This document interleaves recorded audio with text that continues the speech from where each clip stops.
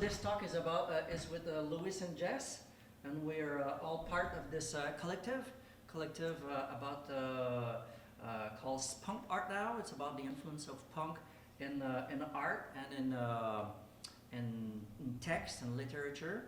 And so I'm going to share my screen right now.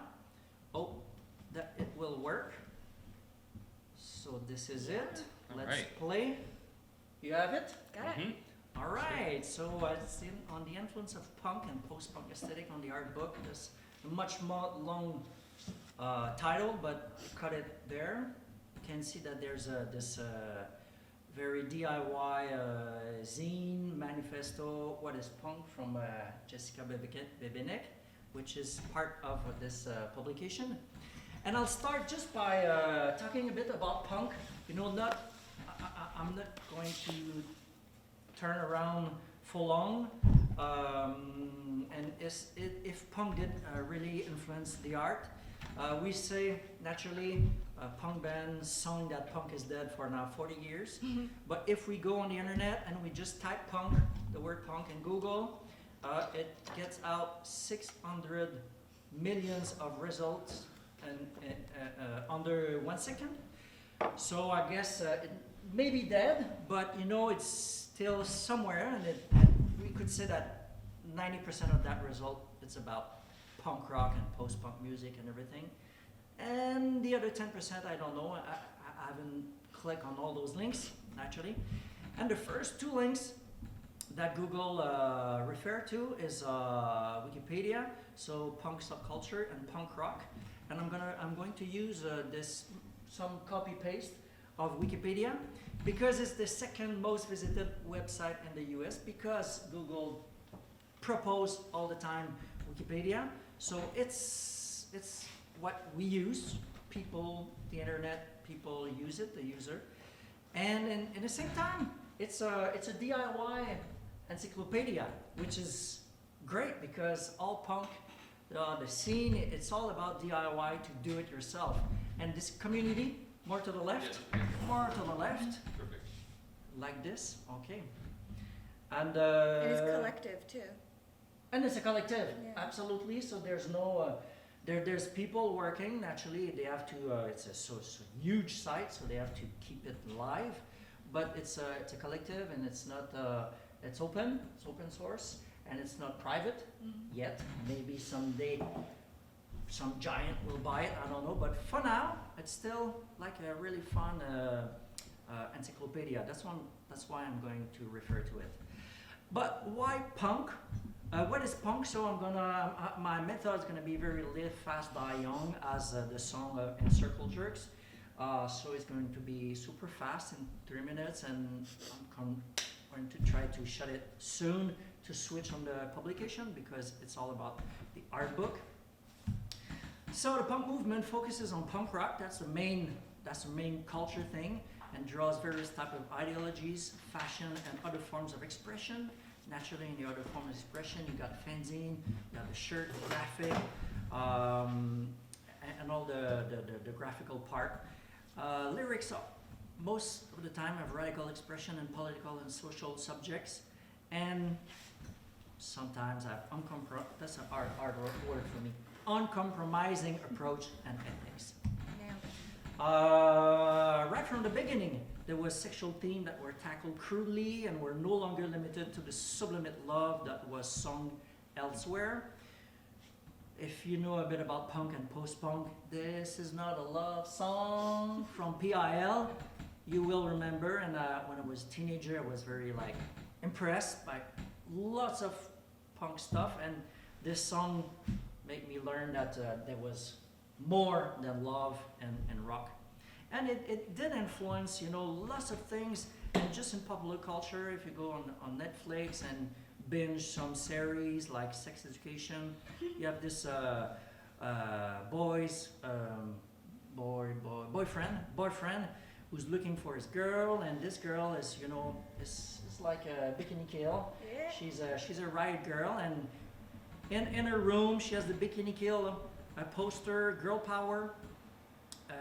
So old band from the 80s from Washington, D.C., Bikini Kill were part of this riot girls movement to bring the girls up front to the scene and tell the boys stay behind. You know, we have it's all about being feminist, but outside the scene and inside the scene. And I think just that all the female writers and this are all like some kind of baby from the riot girls movement. You know, it's the following.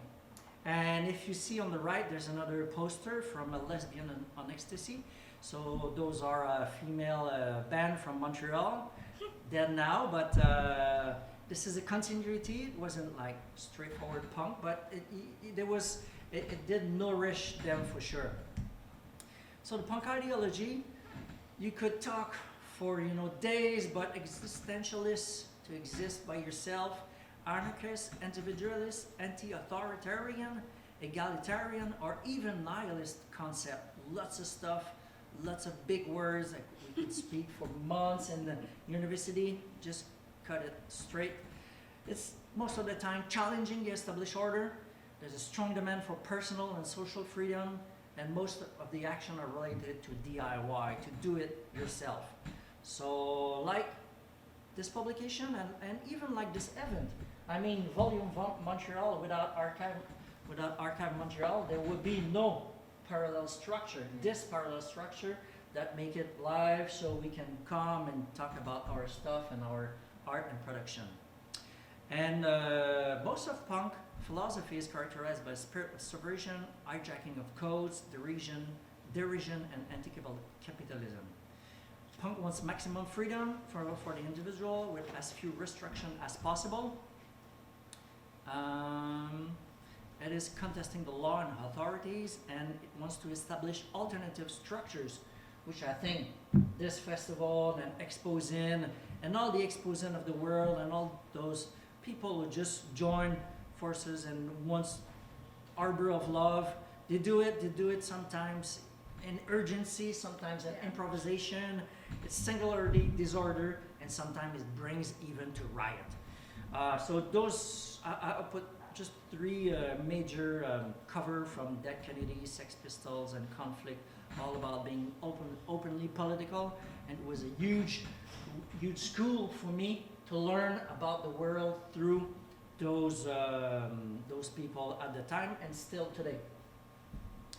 So that's it about punk. There's many more to say, but it's not the main subject. It's about this influence. And this publication, SPUNKT Art Now, was started about an exhibition, and there was poster, because poster and the graphic and the fonts, all the way you were using it.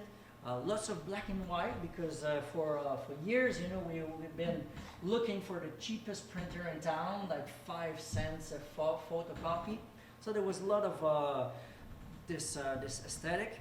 Now, it's much more artsy with grants for the government. So it's not punk in the same idea, but there was this influence and lots of artists.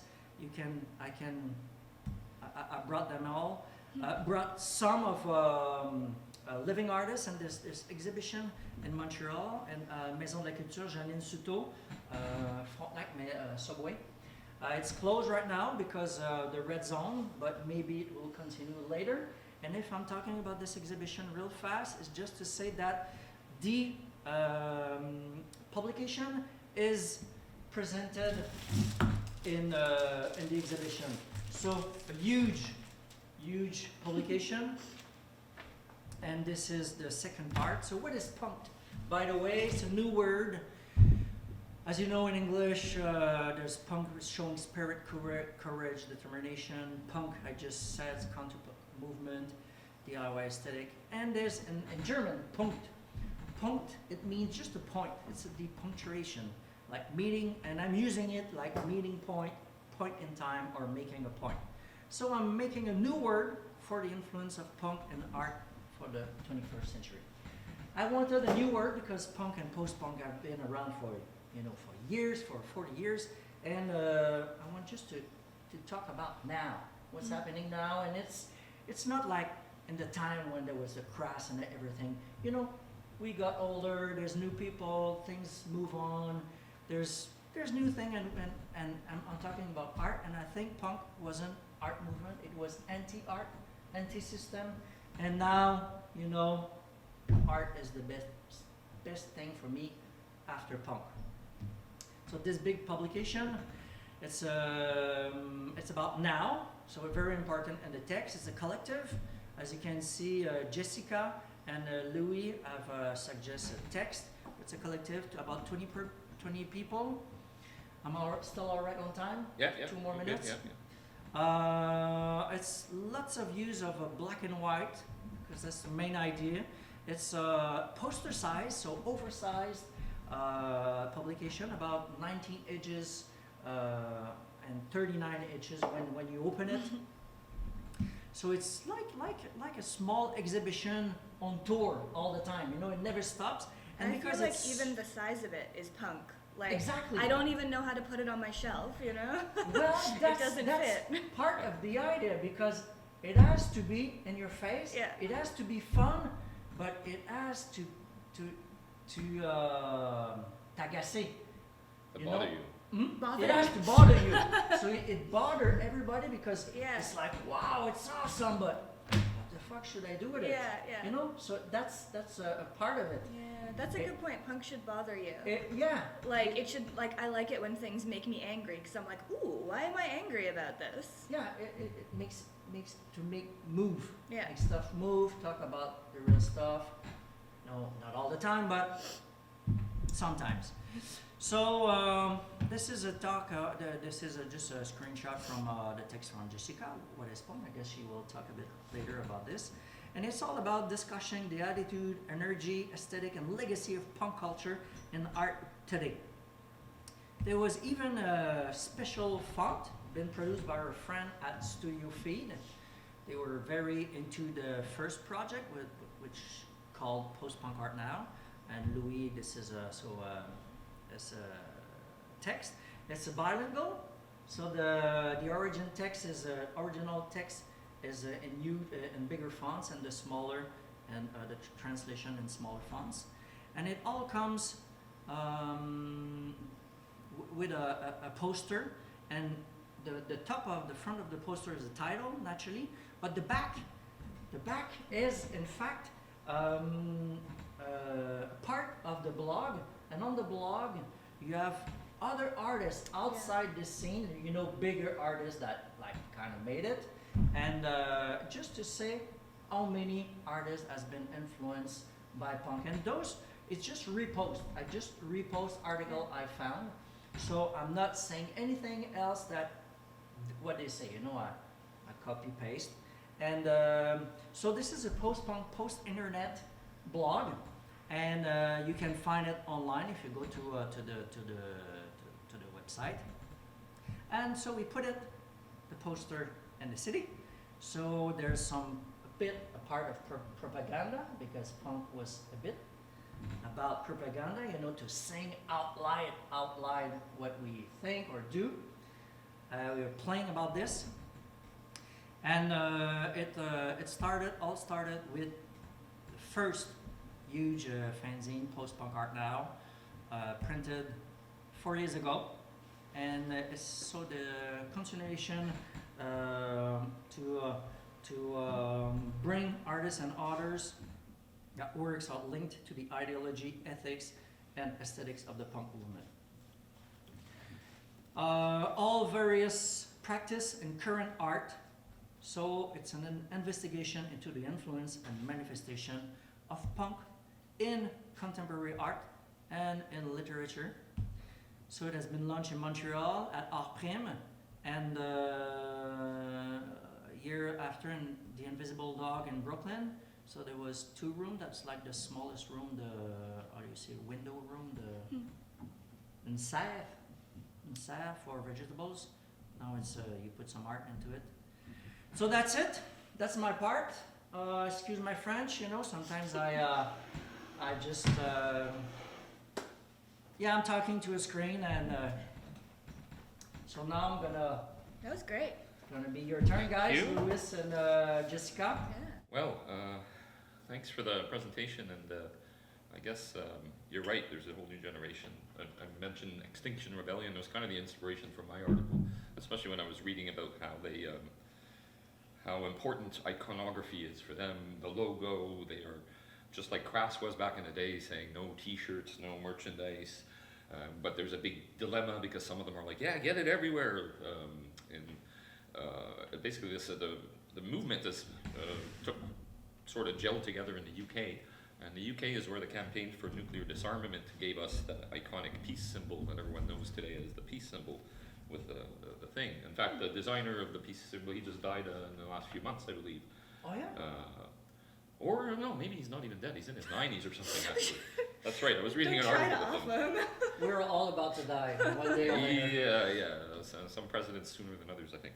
Anyway, so it was interesting to see the same kind of dilemma play out, and of course, Extinction Rebellion is within the last year and a bit that it really exploded. You know, they're very known as well. It's similar to Greenpeace, they're big on blocking a huge bridge or tunnel and putting banners up and making sure everybody sees it by blocking traffic and causing big disruptions. We've seen some in Montreal too, and I think that it doesn't really have anything to do with these people are also punk rockers or like punk rock music. It's really just another iteration of the use of aesthetics to channel anger, panic, and lest people forget the context of punk, especially in the UK.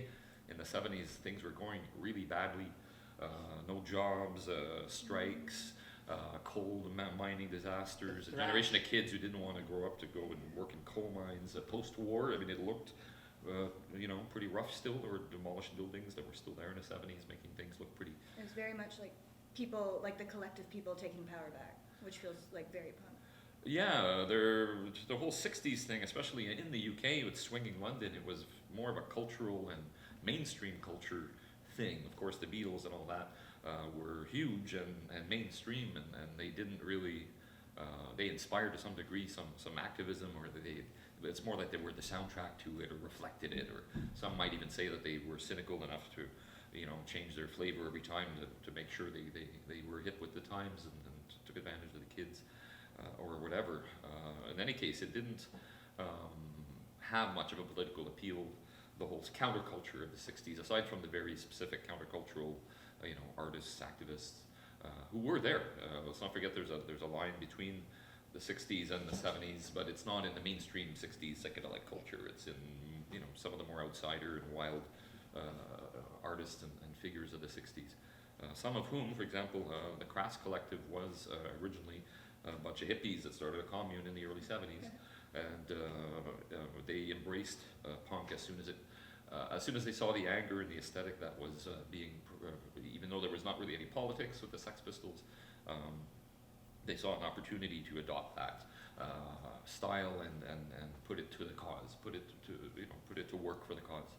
It reminds me of another famous quote. I think it's Jello Biafra said, "Art must be a weapon, or else it's not art."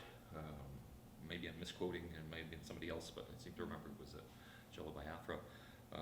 There's a sense that in some sectors of, you know, I guess starting in the 60s, or maybe starting in data in the 19-teens, when the disillusionment of post-World War I Europe inspired these artists to do things that were completely different from the past, subverting iconography of the past, the Duchamp, everyone else from that era. There might be some echoes there, but it's our continuum of anger and the cycle of people growing up and getting jaded and becoming angry about the state of the world is I'd say it's something that started more in the late 60s, obviously. But obviously the cycle in the 70s is what gave us the whole élan that hasn't stopped, and is, like you mentioned, even finding a new word for it, because post-punk, How many posts can you add?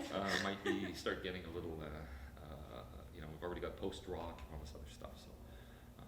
So that's it. I was thinking that was kind of the essence of my piece, was wondering whether the same cycle will hit some of these kids. If we're lucky, they will be alive in 20 or 30 years, not die from the plagues and the effects of global warming and all the disasters that we're going to get.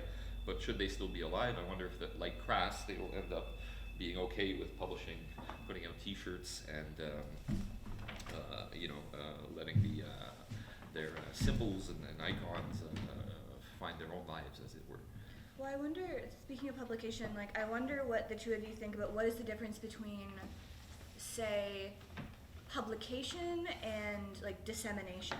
Like, is it less punk for something to be more established, or is it, like, you know, more punk to just wheat paste shit all over walls, you know? Like, as soon as, like, you can make t-shirts, but as soon as you sell them, then it's kind of like, you're in this capitalist system then. That's an old question. And Yeah. It's always been a big problem, and it always split the scene in two Yeah. because people didn't want to sell, you know, to be sell out. Yeah. But at the same time, it's hard to live without money. Yeah, all you have the to time. live. So that's a unsolved question. Yeah. Because like Bikini Kill Yeah. and Fugazi, they made this in the 90s the big festival against racism, Mhm. and so they did a big build up, and it was a big festival, and at one point CTV, the TV with the video clip, much music. much music. Went to ask them, it's super cool, can we come and film it? And they said no. They say you're the system. Yeah. And then that was already the same art question, because you wanna be against racism and tell it to the world, Yeah. but at the same time you're saying no to the broadcast. Yeah. So it was very hard, and it's unresolved, I think. Well, I feel like the internet then has a lot of potential for being a very punk space. Like, obviously it's been majorly co-opted by capitalism, but to have something like a blog, it's like beyond even the tiny monetary expenses of like printing off a zine, right? Like, you can, if you have an internet connection, I mean, you could go to a library or something and have your blog and put your shit out there, right? So. Well, mind you, there's a certain, I think part of the reasons why zines still exist and people are, they've evolved, they're a little nicer generally, and people take a certain pride of craft and time to make them, but they still exist partly because young people might be even more, I say this as having turned 50, I guess I should, can now refer to the younger people like yourself. I'm 30 now, I'm an adult. Yes. When you print a zine and send it where you want to and put it in the shop that you want, you have zero connection to the entire internet machine of Google, Facebook, Apple, making some sort of money from it. Whereas it seems like there's nothing you can do, to avoid Amazon and Google from making money from anything you do online. Amazon is, unless people don't know this, Amazon Web Services are like this massive cloud on which like huge amount of the internet lives on. I read somewhere that somebody tried to live without, like they figured out a way to block any website that used Amazon's servers to be hosted, and they were suddenly reduced to a handful of websites that they could browse, none of the major newspapers, all this stuff. It was insane what it is that these people make money from. So, not to mention all the cell providers and everybody else, when, to see your item on the web, you need to be at least privileged enough to have a cell phone, smartphone, and a plan and data and all that stuff. I think you're still with books and zines, and of course one of the gifts of punk is revitalizing the whole idea of self-publishing after, again, the 60s sort of countercultural newspapers morphed into mainstream magazines and things like that. It really kind of kept the act of making zines alive, and like I say, that's one of the great things about all these books and things that we've got. And well, you've got a blog, you've got a sort of a big collective publication there, but any one of these artists could zip off a tiny run of like these guys. Well, yeah, I mean, I completely agree with you. I'm just almost like playing devil's advocate because I'm a huge print person. But the advantage of making this is zine. Can you see it? There. Yeah, a bit more than that. This is What Is Punk, a zine that I made. And it's just this like 8-page folded zine, so it's just all printed on one piece of paper, right? So I'm able to like, and it has a poster inside too. Iggy Pop. Iggy Pop. Rose. But it's Iggy also Pop and like Rose. it's old Iggy Pop, like current, old-bodied Iggy Pop, because I thought that was so fucking punk. Like, look at his wrinkly old body swinging around. Like, I love, like, being unapologetic is, I think, so incredibly punk, right? Not asking permission to do anything. So, like, the reason I wanted to print these off, I'm lucky I have access to a risograph, and I can print them for, like, basically nothing. It's just my own labor. And I then just leave them around. Like, a lot of the other books that I have, I spend like a decent amount of money making them, and I spend time, and I would love to give my shit away. I'd love to give everything away, but I do need to like compensate myself for that time to survive. But like these, it's so fun. I like leave them all over the metro and the subway. If I go to like a coffee shop or whatever, I leave some on the table.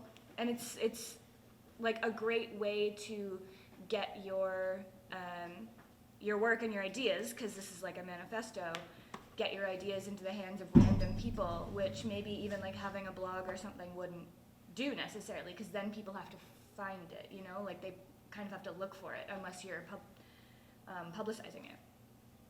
I think that because it's a zine, it's offline. Yeah. You can put your hand on it. You know, you're touching Yes. your text. You're touching your art. Yeah. It's not just more text on the net. Yeah. You can read it on the net, or maybe I don't know. Yeah. But you have another relation to what you're saying. Yeah.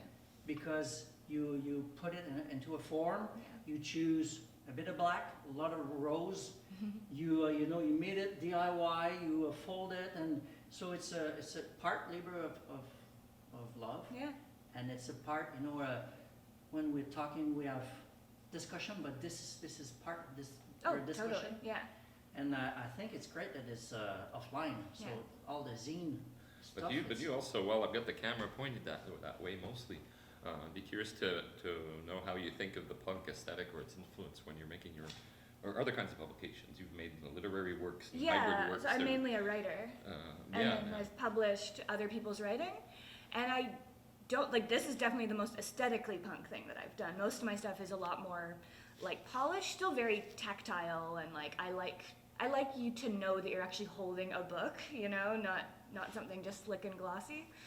But I would say, like, while the works that I've published, like I published other people's poetry, and I now work at this place, the Center for Expanded Poetics, where we're working with anti-ism here to publish like full-on books. And those are much more slick, but I think what makes a lot of the earlier work I was doing, and anything I still publish like myself, is punk, because I started a publishing press, a micro publishing press in Toronto, because I just wanted to. Like, I just wanted people to read these people's writing. So the DIY thing. is Exactly, what the really DIY keeps to me is really important. And like this idea of not asking permission, of like, if you think something's wrong with the world, then you fucking go out and protest and pull down statues, and you don't ask permission, you know? Yeah. And as a writer, I do, like, again, to survive, I apply for grants and things, and you're able to create something really beautiful and have the whole exhibition, right, by applying for grants. But there's also an immediacy to not having to wait for institutional permission to do something, right? Like, I just wrote this all in, like, one go, because this punk guy told me I wasn't punk, and I was like, well, fuck you. What is punk even? And I just wrote it all in one go, and then I was like, well, I can just publish this as a little 8-page zine. It's so easy to whip off and then just give it to people, right? So to not have to wait, I mean, it takes years to go through the publishing system to actually get, like with a major publisher, you're looking at years from, let alone writing your book, but to when you finish writing the book and they accept it, it takes forever. And like we were talking about immediacy, like about the now, punk is so much in the now that things need to get out there immediately. Like this is called a manifestish for 2019. This one's called a manifestish for 2019. So like the one for 2020 is gonna be really different. Not that I'm intending to write one for 2020, but yeah, we live in a new world now, so I'm glad that I got this out when I did. Right. I was going to, actually, have you done anything, or you thought of something that immediate, or have you made a zine or something since the pandemic hit? Well, what I have, I haven't like put it out there yet. It still kind of feels in progress, but I've been working with cue cards and like writing bits of lines of poetry and things on cue cards, and then I'm a witch also, so doing almost like tarot readings of these fragments of poetry and doing like daily tarot readings and then writing a poem from the fragments that come up for that day. And I was doing them like kind of during the first lockdown. So that felt extremely immediate to me. Like I stopped working on any big projects that I was doing, and I started doing that. And then I also started making banners hanging outside my house. Oh, yeah. Yeah, so I was Yeah, making. I've seen one on your grandma. Yeah, I was making these banners that have, actually some of them are lines from the like tarot deck thing that I made too, that are just like, what is it, like, come to your body, feel the world grief. They're like very of this moment, and I just, again, I felt the need to connect with people immediately. That's interesting because it's, again, especially when the DIY aspect of punk is what inspires us. It's moments like this that are something like a zine, especially, and just, combination of the zine and DIY and like you say, the immediacy, the urgency of it. Yeah. I think one of the influences of punk, or when somebody becomes, whether as an artist or a person or an activist, you kind of can't help but have an immediate reflex to really stupid things that happen in the world. Yeah. I mean, so much of it is, and here's something I wanted to explore a little bit, partly because we've got a little bit of time, and I think it's an important part of punk's influence on aesthetics and layout and design is this notion of reaction against. So the classic Sex Pistols cut and paste album cover where they cut out different letters. Well, part of that is actually comes from the world of kidnapping and ransom notes, when the idea of cutting out letters out and pasting them prevented the police from doing handwriting analysis and figuring out who did that, or even typewriters, because lest we forget, in the old days before the internet, police would literally try to identify a specific typewriter based on how, the letter F has a bit of a crooked part to it. They would actually arrest people based on that, or if they were looking for somebody, or a kidnapping note was typewritten, they would actually go around seizing typewriters in the neighborhood where they thought the person was. So right off the bat, for punk to do that gave it this sense of like a ransom note, like, hey, we're holding you to ransom. Something's wrong here, and it doesn't matter who we are, we're just warning you, type thing. That's built in. But it's also the act of cutting old stuff and mashing different ones together. Or using what's at hand. Yeah, using what's at hand. Making something new out of two or three older things, but the energy of it is a reaction against. It's why aren't we just taking what was there, the happy symbols and the smiley faces and so on. It's that, no, we have something else to say now, and there aren't symbols for that. We've got to make them, or show you that things are broken by taking your symbols and screwing around with them. I wanted to point out, because as one of the participants of our virtual fair, Drawdown Books, on the West Coast, that put out this analysis in a way, or celebration of punk zines called Hardcore Fanzine, where they reproduce in sort of a more of a reference way. You need a you already needed a magnifying glass to read most punk zines. So you're fitting as much text as possible on the page to make it less expensive. But it has the interesting effect of really distilling the layout and the sort of design elements and patterns that the language of punk zines had, with a fairly typical, if pretty deluxe zine, I'd say. Having produced punk zines and written for them myself when I was in my teens and 20s, just the photography, the days before digital cameras, people now not realize how important it was, or how much work it was to take tons of photos of your favorite bands, go to shows, take with your camera, get to a dark room, and not every punk zine was able to fill quite as many photos like that. And these are all very important sort of down the line as far as documentation. But the visual language, this is all pre-Instagram and pre-90s. The influence on anything from Vice magazine and fashion magazines with these kinds of like Polaroid type stuck together things. I mean, in punk zines, you literally had people sticking Polaroids to a page and photocopying them to make their zine, So there's so much of the language and anything, so much of what looks edgy or are now banal tools of the graphic designer making ads for Vogue magazine or whatever. They all came out of this energy and subversion of symbols and creating of a new visual language, I would say. otherwise, I think it's possible to overanalyze a lot of this stuff when you have a book that has multiple people writing essays that are maybe a little over-interpretive of the influences of these things.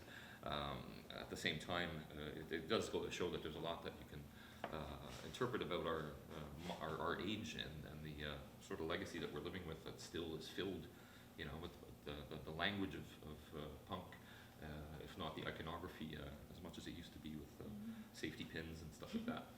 Well, I did just watch this documentary called Queercore. Have you guys seen this? Queercore Had a Punk Revolution. I wanted to see it, yeah. I haven't seen it yet, though. It's so good. So it's all about coming out of mainly Toronto, but other cities as well. In the 90s, I believe, there was this zine that, or basically these people made up a queer punk scene that didn't exist and made a zine about it as if they were talking about real bands, and then shared that through zine distribution networks that existed at the time.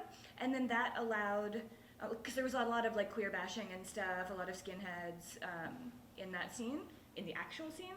And so then it was like fake it till you make it. Like it gave permission for other people who saw, oh my God, there's this amazing queer punk scene happening in Toronto, like let's make our own in our city. And then it grew up in other cities too. And then even in Toronto, it became real just by them like making this zine.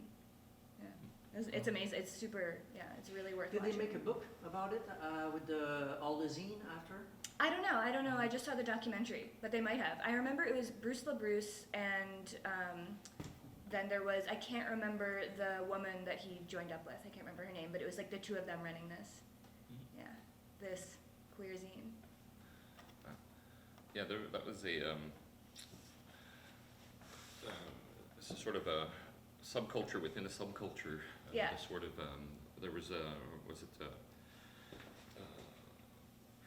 guy from Husker Du, Bob Mould, who was a gay man and was gay in the 80s, was just writing, he just put out a new box set of his solo work.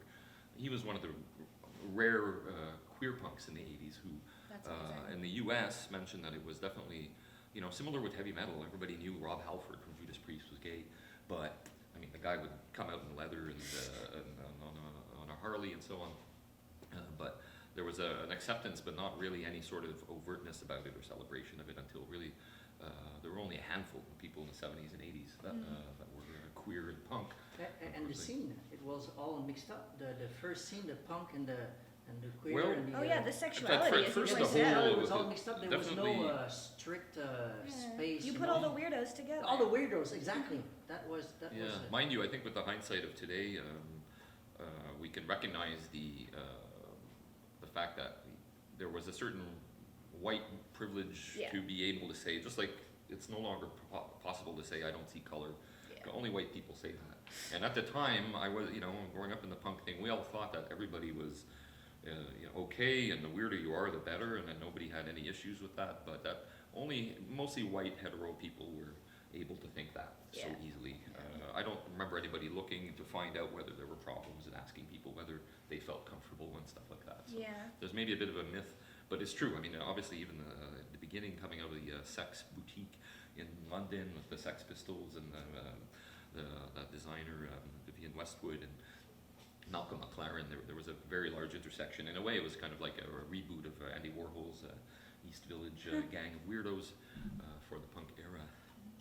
Well, yeah, I feel like and something I write about in What is Punk is like the way that like queer people and people of color and like trans women of color have done so much fighting and so much of the heavy lifting of like queer liberation that I would want to like, like Bikini Kill was like, women to the front. I'm like, okay, like trans people to the front, queers to the front, people of color to the front. Like, I feel like that's who we can be listening to now. And you don't, like, still punk is very white as far as I can see. So I feel like that is what we need now. And, like, a lot of my punkness is grounded in activism and, like, fighting for the rights of BIPOC people is huge. And I think we're, like, in the middle of a, like, social revolution right now. So that is, I think, very punk. Whether or not people call it punk or want to call it punk because of possible negative racist connotations with punk, to me, like, my punk is completely tied up in activism. you raise a good point, and I'm tempted to throw it back to you for a stretch for a couple of reasons. That's one issue as you're kind of pulling together a huge collective project. This has been quite a few artists just in the 2 editions of the thing, plus the exhibits and your other things. Have you thought of that, or given that you're able to invite and involve a lot of people, have you been able to maybe try to address that, or do you try to be aware of inclusion of certain groups or kinds of artists, or how is that factored into your post-punk art now? Looking at it now, what can we do to improve that kind of representation and ability to do that, or do you still feel kind of like it tends to be white people who respond to the call because it's still kind of a more, I guess, a white certain class of artists or people who are interested in punk aesthetics? Or maybe some people don't call themselves punk, but like, I would think of them as punk, right? I don't know. I've Why don't heard, you look at the Oh, camera. I've heard some people saying that hip hop was the new punk, you know, and you could say that hip hop scene is mostly people of color, you know, Totally. and even if there's white, I think there's, you know, all humanity is caught up in community based on language, where you're born, your social status and everything. And for now, you know, most people stand, because we're born in some kind of city, country and everything. Yeah, you're right, punk was mostly white, but there was some bad brains people, you know, there was some black people, but it's true that we still stay in some kind of a genetic community, let's say. But it doesn't mean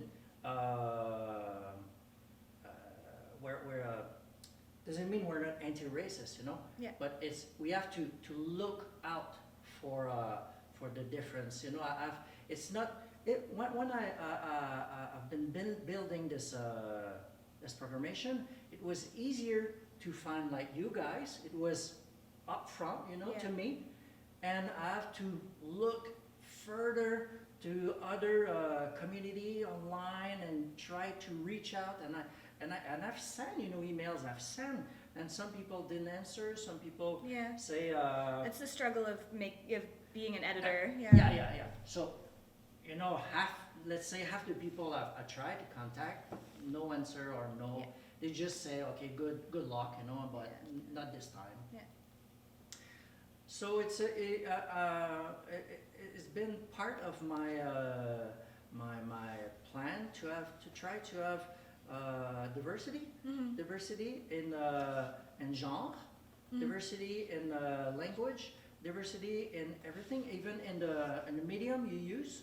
Yeah. Because I have lots of medium inside the exhibition. Yeah. So I'm trying, not everybody from Montreal, you know, that's hard too, because it's the metropole. So it's hard to get, but I'm trying, you know, I'm trying, and you can't cover every single base every time. Exactly, and at one point, you know, you have to print it, you know, and so there was Meki, Ottawa, which is from the autochtone community. And Aboriginal community. Aboriginal community. Exactly, at Kamek. And she's you know, she has some punk attitude in her art. The three women, you know, doing drugs in the traditional clothes. You know, that's the way. It's always the way you see, you know, native, like in the cowboy with the traditional. You want them to be woo, and so that's what she gave us. You know, you want us in the with the traditional, and we're gonna do drugs right in your face with big pop orange rose. Yeah, and they're looking right at the camera. Right at you. Yeah. It's like, this is how you see us, or we can do drugs. You know, the message is not totally clear. Yeah, there's different but she exists. She does exist. She exists, and she's going up front. So she's a girl going up from the scene. Yeah. So I thought, okay, maybe Mickey's not into punk all the way, Yeah. but this piece is very punk. Yeah. So But- that's why I invited her, and that's what I can say about this question. And you showed in the very first picture That you was showed. it there. Oh my God! Look at that. Yeah, Well, once again, we're talking subversion of the highest order there, Yeah, taking your icons and symbols and. exactly. And they're wearing, you know, like traditional clothes that you would wear in ceremony and things.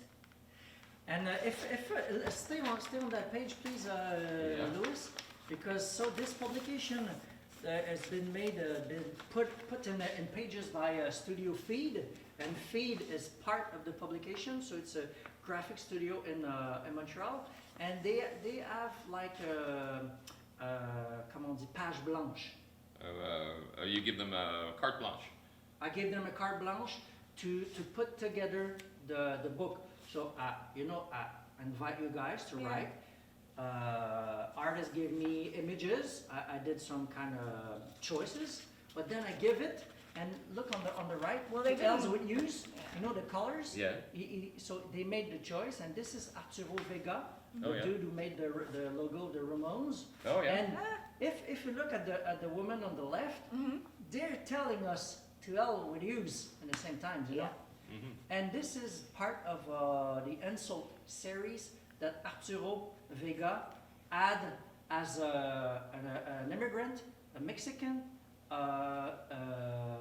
gay, and a punk.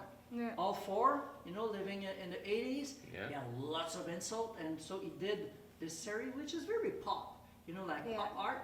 But at the same time, it's very raw and punk because it's straight in Yeah, our it's a face. message right to you.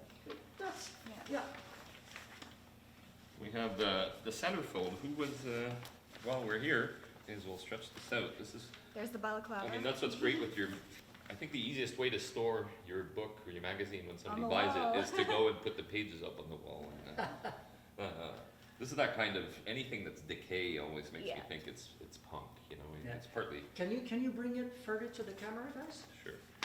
So Right. this is Chloe Soprano from Oh, yeah. Montreal, and Chloe has been doing art with photography and painting, and just a mix of collage. So it's a bit of digital collage, and she's been on the squat and techno scene in Europe, and in the van, you know, the techno scene that's going around with their trucks and everything. They're doing raves, yeah. Yeah, so we have a bit of this this energy, you know. Warehouse.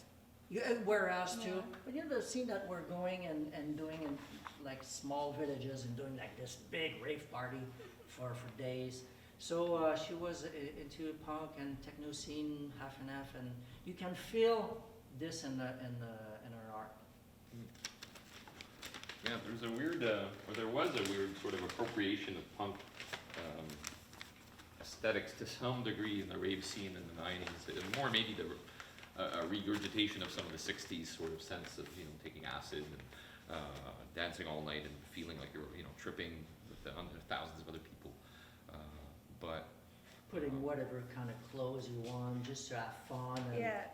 fuck it all, you know, girls just want to have fun, but all nights for 3 days and Or I You don't- think of like New York club kids and stuff like that, like wearing whatever crazy shit. Like to me, that kind of thing is punk as well. Like I have a pretty broad understanding of punk, and it's not just like wearing band shirts and oh, yeah. dyeing your hair green and.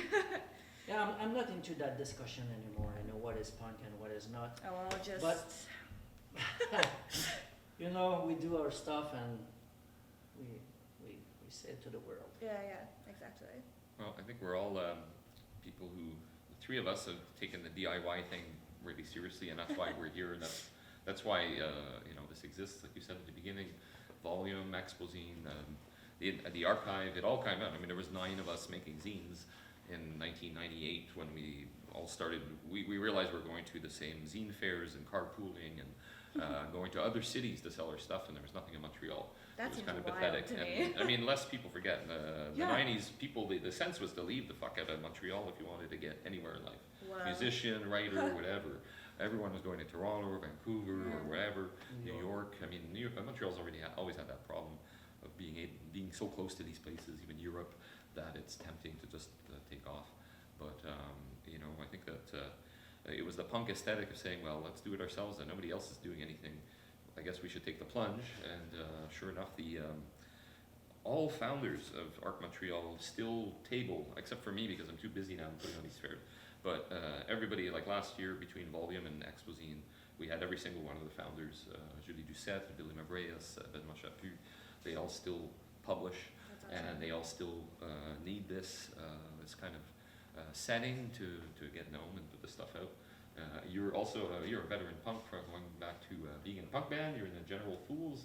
What did you play again in that? The drums. You were the drummer, okay? Oh yeah. We have at least a cassette and a single, I think, at the archive of maybe some stickers. Oh, okay. You have General Fools. records too. I thought Yeah. you were mostly in the printing stuff. There's lots of Oh posters yeah, no, we have a pretty and huge, stuff too. huge Oh, collection of, I still have I mean, a couple thousands of of posters. records. I'll bring records to. Yeah, I think, was there an LP, General Fools? Oh yeah. But you guys were a little bit ska, right? It was like that ska punk. There type was a of- couple couple songs that the guitarist was. He had a ska band after this General Fools band. Oh yeah, which one was that? Shit, there was, that band that started with ska, and it wasn't Scatolite, Skawoda, Oh. which is a native word. I don't remember what it means, Skawoda, but it's my friend would not be happy. Yeah, but- You don't remember what Skawoda means, you. Well, I'm happy that you continue to do this punk type of thing. I guess what I'm getting at is I was checking to see if we had any questions or chat from anybody out there, but unless we had any other questions for ourselves, I don't see anything there. But hopefully we were entertaining, and we're also going to be putting this back online with subtitles, where actually maybe you Oh, can help nice. to Oh, yeah. translate that. Yeah, we've taken the effort this year to make our programming as accessible as possible. That's good, yeah. And this is an opportunity with what's going on. I did want to ask about this though, because Symbol. here we are talking about punk, and did you make this? No, this is Anouk Penel from Studio Feed. Okay. He did this form just because he wanted, and the font. He did the font for the first huge publication, Post-Punk Art Now. So this font is you cannot find that font anywhere. Ah. It's Cool. just made because he wanted to be part of it. He wanted to be part of that micro scene. He was very excited. So he just built that font and said, Sébastien, new font. That's your font. Wow. And same with this logo, symbol, whatever it is. And because I told him, okay, your art is this, you're a graphic designer, Yeah. but you can add, other stuff. So that's why the image at one point, he said, okay, this image is gonna represent post. For him, it's post. Because it's like, the cross. It's always Yeah. a cross, but it's a broken cross. So you could have, post-punk and the punked. It's just grungy. Yeah, it looks spray painted. Feels like it Yeah. comes here, it stops, and then it goes over there. Exactly, somewhere there's else. To there's a me, I break. think of it's like in the middle is the present, and Yeah. it's going backwards and forwards. Exactly, and so it's just nice to have a form, and then you can. It's not the standard cross. It's like a plus, Yeah, Yeah, it sounds like a plus. addition sign, Addition plus sign, sign. yeah. and so it just fits right in. I Yeah, think, it's really cool. and that's why we put it inside. I can't say most. I haven't done research about it, but I just loved it the Yeah. first time I saw it, and I know Anouk wanted to add some visual art. He loved to work on the design, graphic design, but he has this artistic approach. He wants to do more like the fonts and like this. Yeah. So I thought it was just so cool. That's great. Oh yeah, and this there are gonna be some copies Sorry, Louis, Yeah. I have to say that at Anteism, And here, yeah. yeah, there's going to be some copies, so you can drop by, when you have the opportunity not to get killed by any virus. And Well, it should, we're hoping it reopens at the end of the month, but as an art gallery, it doesn't manage to be open, but I believe that you have them at La Part de Tête still on Mount Royal, you're right, Paul de Tête. where we launched it. In fact, the launch of this, I don't know if you were there, it was literally the day before the pandemic became official and everything shut down. It was March 12th, I think. Exactly. I have to admit, having wondered if I might have gotten it at your cramped launch, because we were probably the last time that there would be an open deli tray or just grabbing Ever. carrots. Yeah. But definitely a special time that was.